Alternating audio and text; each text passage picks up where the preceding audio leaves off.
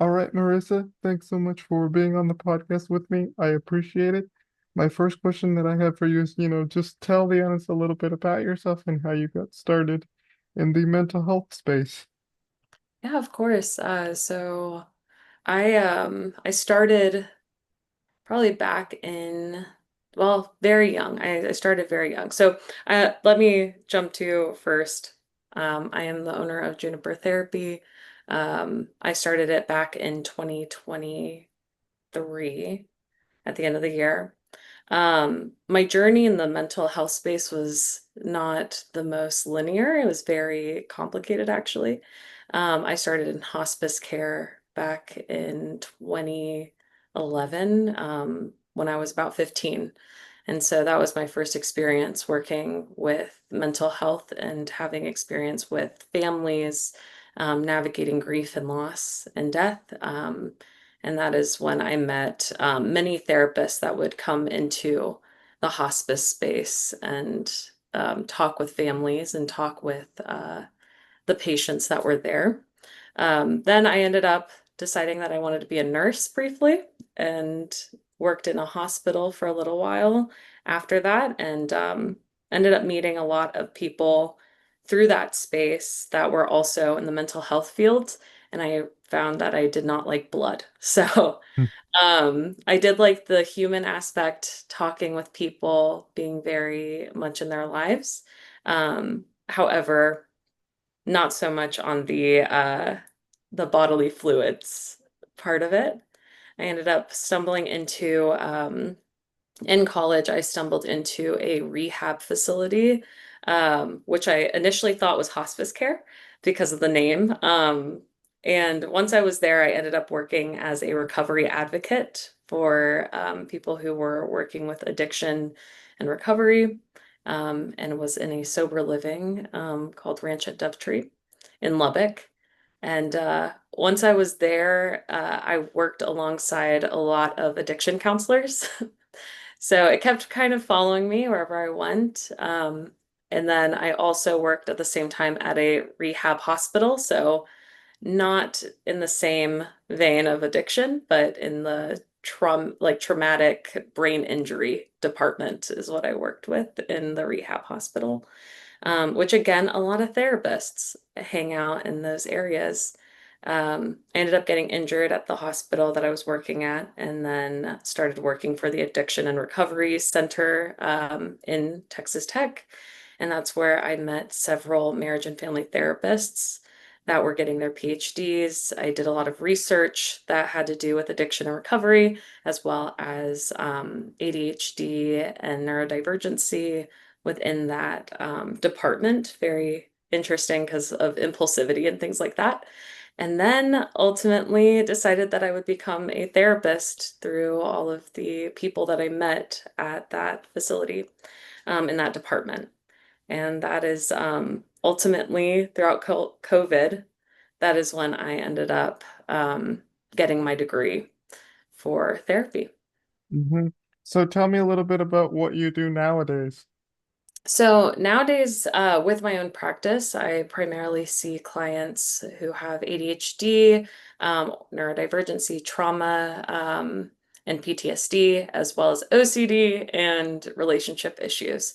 So within the relationship issues, I do tend to see clients that have either a partner that has ADHD or autism, or I see a client that has PTSD and trauma, and it's like one partner has that, and then we kind of bridge that gap together. But I love it. hmm So like how does because you said you work with interabled couples, so like when you're in the therapy room, how does the therapy session sort of look like? Yeah, so I primarily do Gottman therapy. So the Gottman method is primarily structured in a way that is useful for interabled couples. In fact, I do have ADHD myself.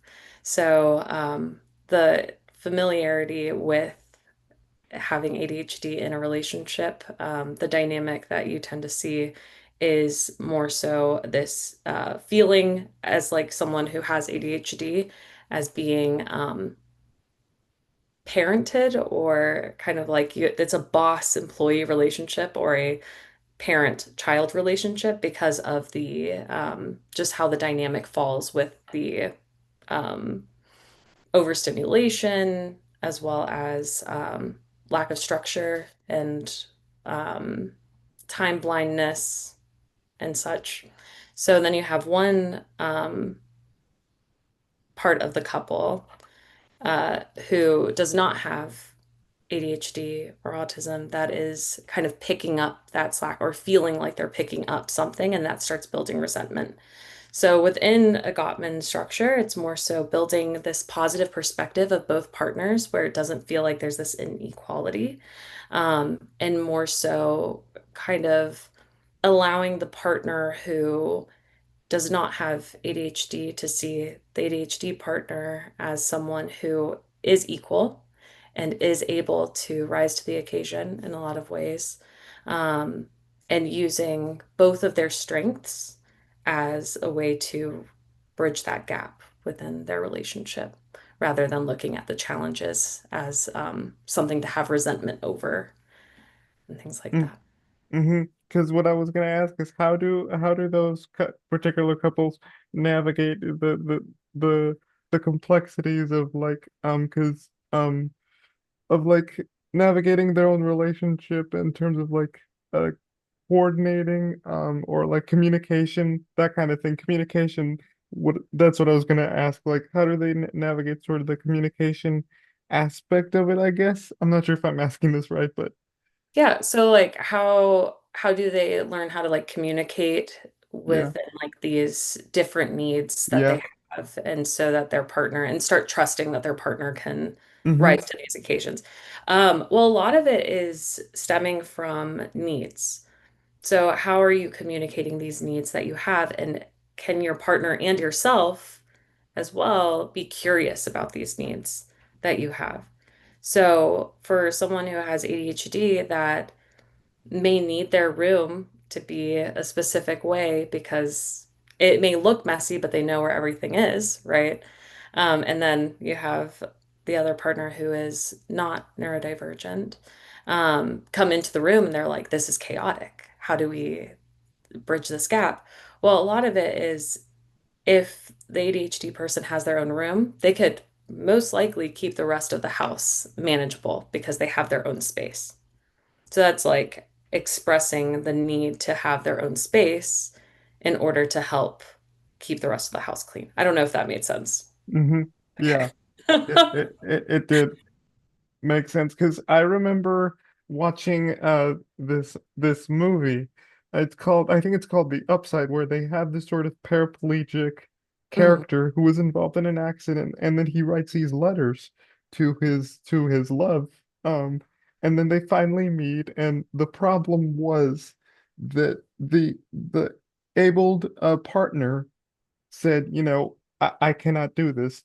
I cannot handle this sort of relationship. Well, so what I'm asking you is how do how does a person with ADHD handle sort of, rejection, that kind of stuff? Because it can be tough. Yeah, definitely. I think that with individuals who have ADHD, there's already this feeling of rejection throughout society of like feeling a bit different already. Um, and having someone who you do care about and who you hope is not going to reject you is always going to be challenging, regardless. So, as far as like rejection goes, typically the couples that I see have already embraced this aspect. And if, and this is something that does happen often, is in the room, there are people who come in and they don't know that they do have ADHD and these problems are happening and they don't know that they have neurodivergency or anything. And their partner's frustrated because they're like, why can't they just do the thing? Um, and then they find out that they have ADHD or they find out that they have autism or ASD. Um, and in that moment, it's more so of a relief rather than a rejection. And mostly it's because with the relief aspect, it's, oh, there's an actual reason as to why, and it all makes sense now, and now we have an answer to do something about it, rather than coming to the conclusion being like, I don't want this at all. Um, but and that's kind of in that realm mostly that I see where it's acceptance rather than rejection because there is a word, there is a name to it. There is a reason for what's happening. And then we can start building off of that rather than them finding out that they have ADHD in that moment and then saying, I don't want any part of this. Mm-hmm. Because I remember I've experienced this myself, Mhm. where I would talk to this classmate, from I think we were in journalism class, so we'd get to know each other, that kind of thing, and then one thing leads to another, and this is a true story, and then I asked her out, and her response was interesting. She said, you know, you're a really nice guy, but I don't think we would be a great couple. So do you get that with a lot of that response, from Yeah. more often? So whenever I have individuals, that's where I see that response more. Because whenever I'm seeing couples, they already tend to be married, right? So they're already committed in a big way where they knew that these things were happening, but it was enough for them to be like, okay, you know what? I'm gonna let it pass. But for individuals, it tends to be more challenging because they're still in the dating realm. There is a lot of rejection already, even for people who are abled, right? Um, and that kind of adds an extra element to it. And I'm sorry that happened to you. That is unfortunate. Hmm. How did you handle that? How did I handle that? I just kind of, I didn't get too worked up about it. Just like, Yeah. yeah, whatever. Yeah.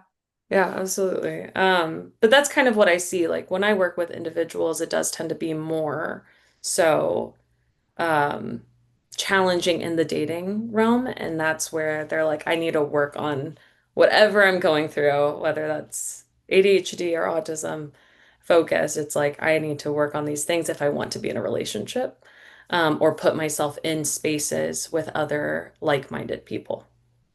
Hmm. Or they say that, and this is my opinion, or they say that as an excuse to not date someone that is different than them. Yeah. Yeah. Hmm. So like how do you sort of help those couples navigate, relationship issues? I know you said you use the Gottman method, but do you use other methods? So it's between that, and I also like to use emotionally focused therapy a little bit less. I primarily do use Gottman a lot. Um, so actually, I would say I use parts work a lot more. So internal family systems is primarily what I use for that. And internal family systems, if you think of it kind of like Inside Out, I don't know if you've seen that movie. Yes. Yeah. So it's like Inside Out, where there's this idea that we all have different parts within ourselves. So you have like joy or sadness or your inner child or your inner teenager that exists within you. And as you grow older, you have like traumas or histories or relationships that kind of grow these different parts within you. And so you have your true self, the true version of yourself that's deep within you, which is like calm, compassionate, courageous, confident, curious, and connected.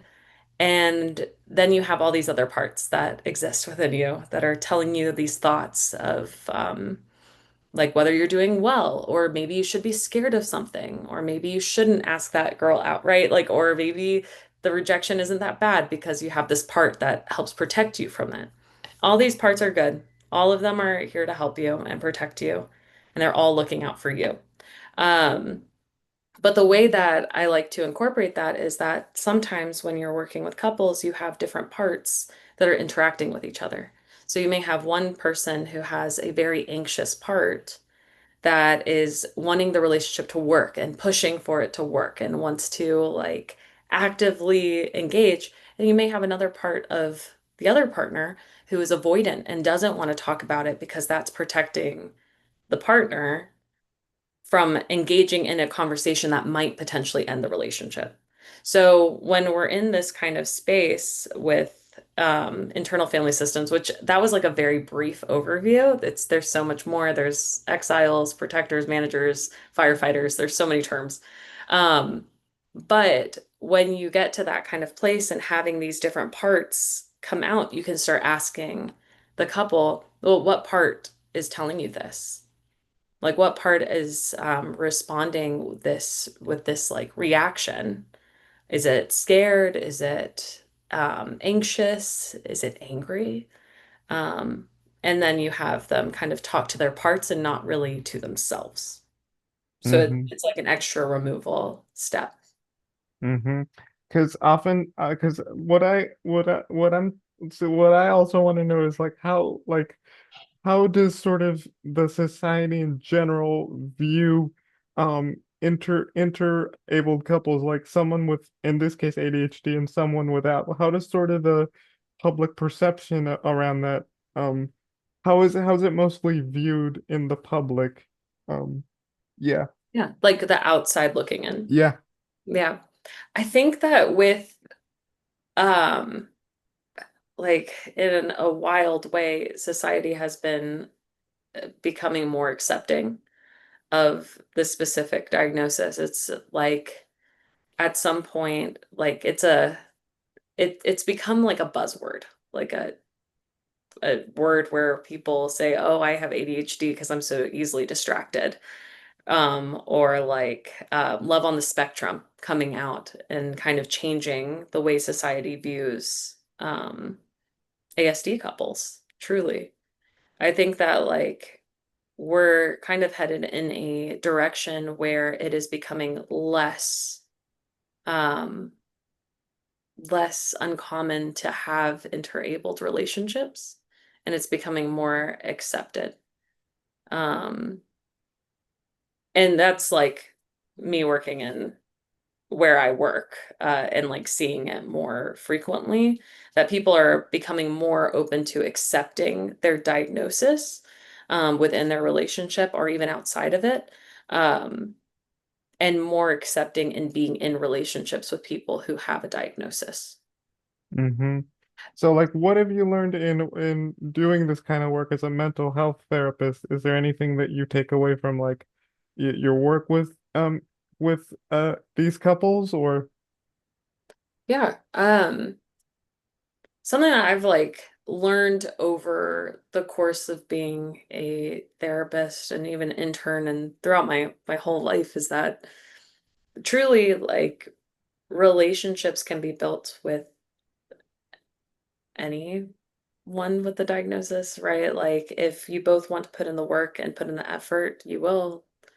Um, and I also think that a lot of it is uh is not linear, right? Like I think that there's this expectation that there's this consistency when it comes to relationships where there's this need to have love throughout the entirety of your relationship, but there are moments where in the therapy room where couples are in love, they're out of love, they're working on it. And ultimately, if you want a long-lasting relationship, it's just staying through all of it, um, even when it doesn't seem like you love the person, because that too shall pass if you quote Gandalf, right? Um, but that's something that I've learned through all of that. And also the capability of people um, is very, I guess, more so like everyone should stop doubting the capability of people in general because I've seen some incredible things happen within the therapy room of uh, of those who have been doubted. Mm-hmm.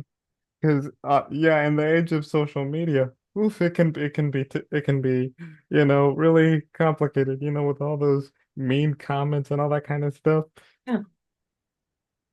But what have you also Is there something new that you want to learn in your mental health practice? Is there any sort of um group that you want to focus on more or that you're curious about?